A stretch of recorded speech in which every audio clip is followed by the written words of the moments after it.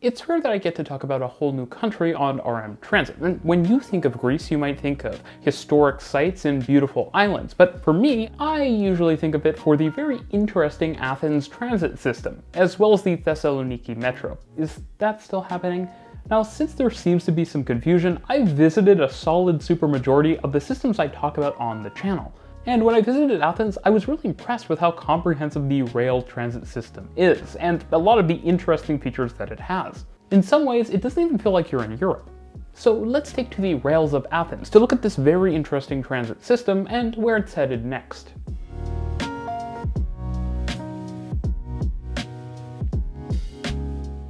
This is RM Transit, a channel about cities and their public transit from Austin to Athens. Like many cities around the world, not just in North America, Athens ripped out its historic tram system. But, like so many cities across Europe, Athens has rebuilt itself a really nice, beautiful, modern tram system, in fact for the Olympics in 2004.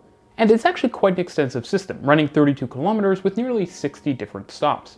Like most modern tram systems, the trams in Athens run on standard gauge track and are powered by 750 volt DC overhead lines. The system consists of two different routes. T7, which is a route along the coastline running to the port area of Piraeus, where there's a one-way loop, as well as to many beaches along what is one of the most beautiful and scenic tram lines in the world.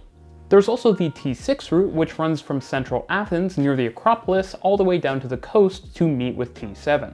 If you're curious like I was why the trams are numbered T6 and T7, it's most likely because the numbers 1 to 5 were used in an earlier iteration of the tram network, with T1 and T2 representing truncated services.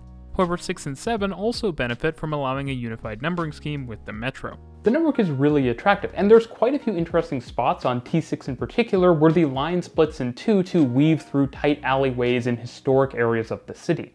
There's also a ton of green track throughout, something which is still vanishingly uncommon in North America.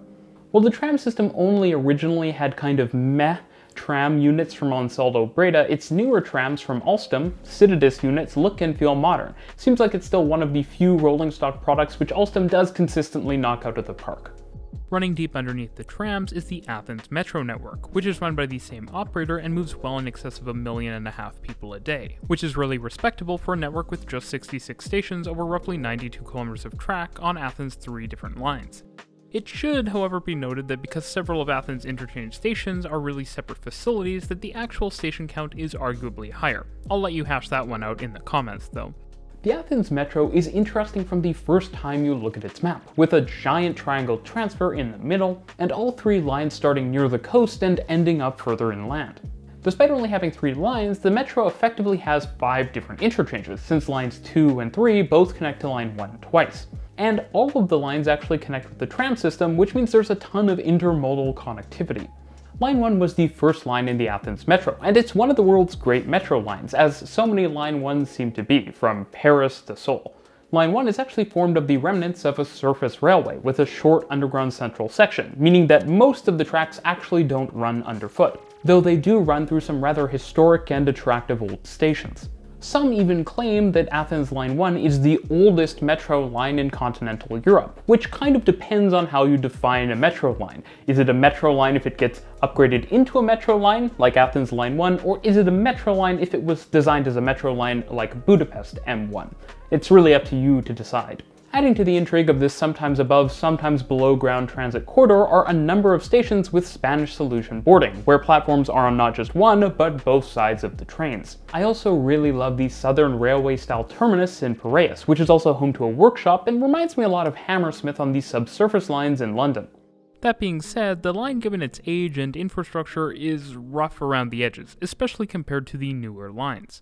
Now, despite Line 1 being built over 150 years ago and being electrified over 100 years ago, all of Athens' subsequent metro lines have adopted the same technical standards, with 750 volt DC third rail, relatively wide 2.8 meter carriages, and 6-car trains that are over 100 meters long.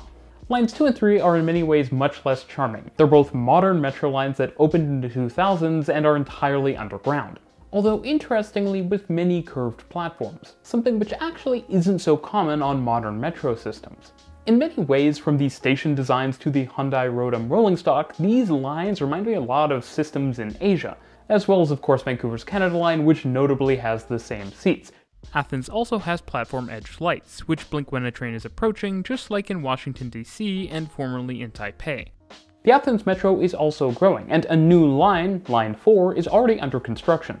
This line will actually be yet another with automated Alstom Metropolis trains alongside Paris, Sydney, Sao Paulo, and Santiago, and it'll initially form a U through central areas connecting lines 2 and 3.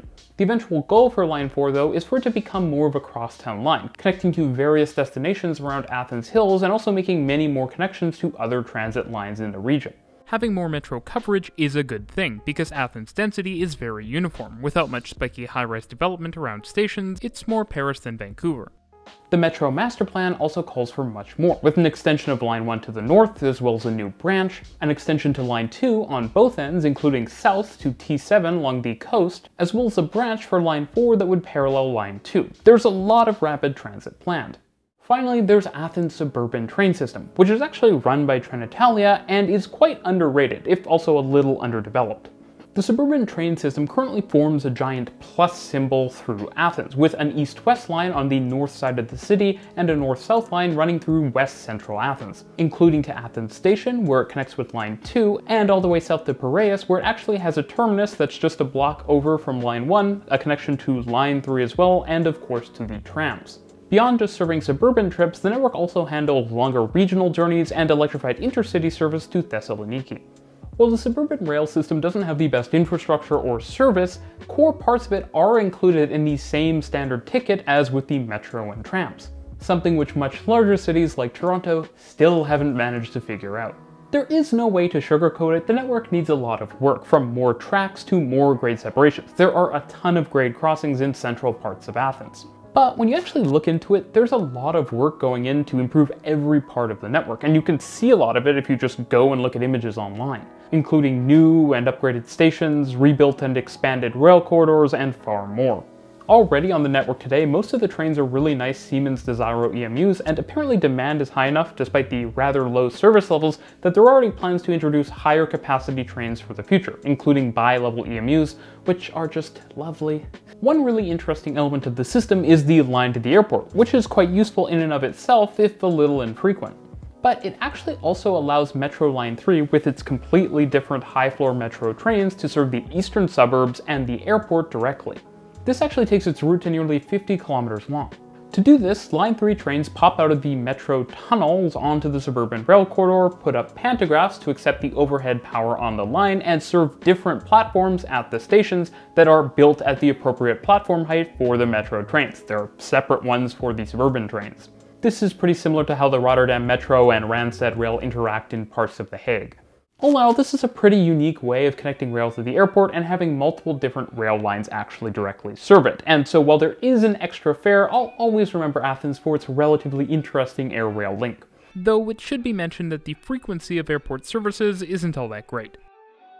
All in all, Athens actually has a rather underrated public transit system. From trams to metro and suburban rail, as well as trolley buses, ferries, and a fairly well-known funicular, Athens also has basically every mode of transit.